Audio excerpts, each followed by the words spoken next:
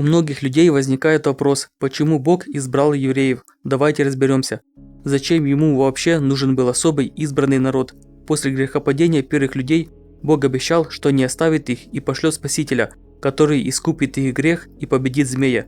Чтобы исполнить это обещание, ему нужен был народ, который будет совершать его волю на земле, которую он дал людям. А разве не все народы Божьи? Нет. После грехопадения люди потеряли связь с Богом, они стали служить злу и придумали себе богов. Не все помнили о Боге и его законах. Ной был праведным и угодным ему.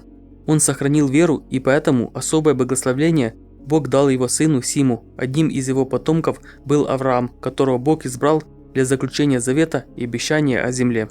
Авраам передал завет своему сыну Исааку, а тот должен был передать его первородному сыну Исаву. Но Исав, не считая ценным этот завет, продал его и свое первородство своему брату Иакову за чечевичную похлебку.